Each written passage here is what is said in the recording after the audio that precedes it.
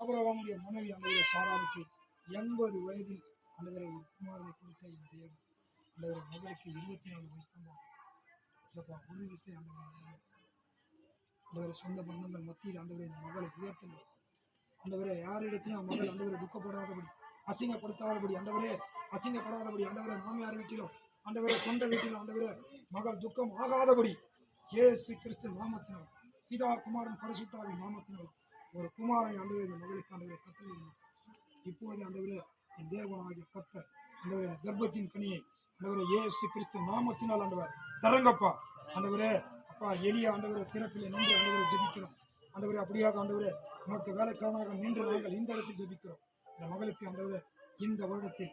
இந்த 2026 ஆண்டவரே முடிவதற்குள் ஆண்டவரே இந்த மகள் ஒரு நல்ல ஒரு கர்ப்பத்தின் கனி ஆண்டவரை கொடுங்கப்பா நாங்கள் அந்த 27வது வருடத்தில் இந்த இடத்துல வந்து நாங்கள் சுவிசேஷம் அறிவிக்கும் போது இந்த இடத்தில் வந்தார்கள் எனக்கு ஜெபித்தார்கள் எனக்கு ஒரு நல்ல ஒரு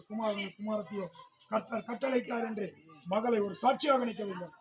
இயேசு கிறிஸ்து நாமத்தினால் நிற்க வேண்டும்